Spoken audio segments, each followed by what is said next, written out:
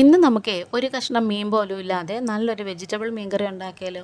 അതിന് വേണ്ടി 2 കുഞ്ഞൻ തക്കാളി എടുത്തിട്ടുണ്ട്, പിന്നെ ഒരു 3 തൊണ്ടൻ മുളക് എടുത്തിട്ടുണ്ട്, ഒരു കഷ്ണം വെള്ളരിക്ക എടുത്തിട്ടുണ്ട്, പിന്നെ മുരിങ്ങയൊക്കെ എടുത്തിട്ടുണ്ട്, അതൊരു കഷ്ണം എടുത്തിട്ടുണ്ട്, പകുതിയോളം എടുത്തിട്ടുണ്ട്. ഇനി നമുക്ക് ഇതെല്ലാം കൂടി ഒരു പാത്രത്തിൽ ഇട്ടിട്ട് ആവശ്യത്തിന് വെള്ളം ഒഴിക്കുക, കുറച്ച് മഞ്ഞൾപ്പൊടി ഇടുക, പാകത്തിനുള്ള ഉപ്പിട്ട് കൊടുക്കുക. ഇനി നന്നായിട്ടൊന്ന് മിക്സ് ചെയ്ത് ഇളക്കി യോജിപ്പിച്ചതിന് ശേഷം നന്നായിട്ടൊന്ന് വേവിച്ചെടുക്കണേ.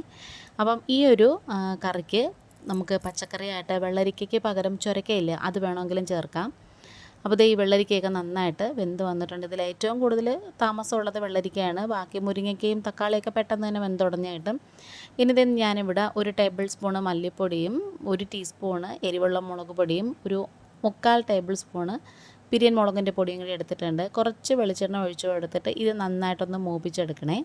ചെറിയ തീയിലിട്ടിട്ട് വേണം നന്നായിട്ട് മൂപ്പിച്ചെടുക്കാൻ. ഈ മല്ലിപ്പൊടിയും മുളക് പൊടികൾ 2 ടൈപ്പ് മുളക് പൊടികളും കൂടി നന്നായിട്ട് ഇങ്ങനെ ഒന്ന് മൊരിഞ്ഞ് മൂത്ത് വരണം. അതുകൊണ്ട് തന്നെ ചെറിയ തീ തന്നെ ഇടണം. തീ കൂട്ടി വെച്ചാൽ ഇതിൻ്റെ കളറ് മാറി പെട്ടെന്ന് തന്നെ കരിഞ്ഞു പോകും. അതുകൊണ്ടാണ്. ഇനി ഇത് മിക്സിയുടെ ജാറിൽ ഇട്ട് കൊടുക്കുക. ഒരു 5-6 അല്ലി ചുവന്നുള്ളി എടുക്കണം, പിന്നെ ഒരു ചെറിയ കഷ്ണം പുളിയും കുറച്ച് കറിവേപ്പിലയും അരമുറി തേങ്ങയും കൂടി എടുത്തിട്ടുണ്ട്. ഇനി നന്നായിട്ട് നല്ല വടുകനെ ഒന്ന് അരച്ചിട്ട് കുറച്ച് മിക്സിയുടെ ജാറ് കഴുകിയ വെള്ളവും കൂടി ചേർത്ത് നന്നായിട്ട് വെന്ത് വന്നിട്ടുള്ള ആ പച്ചക്കറിയുടെ കൂട്ടിലേക്ക് ചേർത്ത് കൊടുക്കാം. വേണമെന്നുണ്ടെങ്കിൽ കുറച്ച് ചുരക്ക ഉണ്ടല്ലോ, അതിന് പകരം പടവലങ്ങ കഷ്ണമോ അല്ലെങ്കിൽ കോവയ്ക്കയുടെ കഷ്ണമോ വേണമെങ്കിലും ചേർത്ത് കൊടുക്കാം. ഇനി ഇതെല്ലാം കൂടി നന്നായിട്ട് ഇങ്ങനെ ഒന്ന് തിളച്ച് വരണം.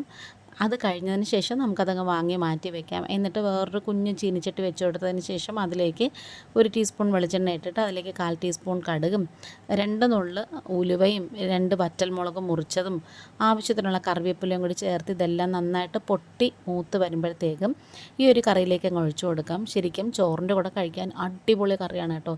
ചപ്പാത്തിയുടെയും ദോശയുടെയും ഇഡ്ഡലിയുടെയും എല്ലാത്തിൻ്റെയും കൂടെ കഴിക്കാനത് നല്ലതാണ്. ഉലുവയൊക്കെ ചേർത്തുകൊണ്ട് തന്നെ നല്ലൊരു മീൻകറിയുടെ ടേസ്റ്റ് ഉണ്ട്.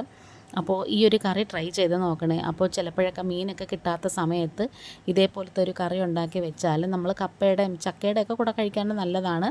പിന്നെ ഇതിൻ്റെ കൺസിസ്റ്റൻസി നമ്മുടെ പാകത്തിനാക്കിക്കോണം. കുറച്ചും കൂടി ലൂസായിട്ട് വേണമെന്നുണ്ടെങ്കിൽ അങ്ങനെ ചെയ്യാം.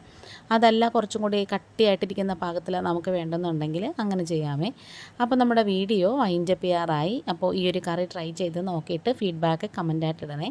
ഇന്നിപ്പോൾ ഇത്രയേ ഉള്ളൂ. വേറൊരു വീഡിയോ ആയിട്ട് വേഗം വരാം. Thanks for watching.